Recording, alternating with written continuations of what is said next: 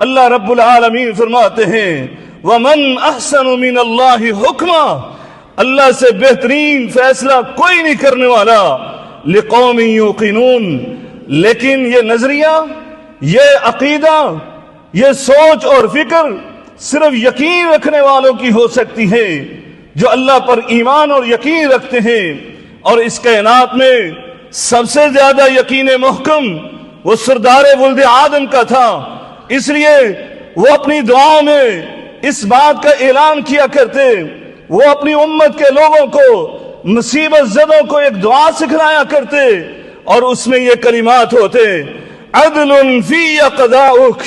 اے میرے رب تو نے مجھے مکے میں آزمایا، تو نے مجھے شیب ابی طالب میں آزمایا، تو نے مجھے طائف میں آزمایا، تو نے مجھے احد میں آزمایا، تو نے مجھے حنین میں آزمایا، اے میرے رب تو نے میری رفیقہ حیات کو میری زندگی میں مجھ سے جدا کیا، اے میرے اللہ تو نے میری بیٹیوں کو میری زندگی میں فوت کیا، اے اللہ بلکہ میرا لخت جگر میرے ہاتھوں پر ابراہیم فوت ہوا، اے میرے مولا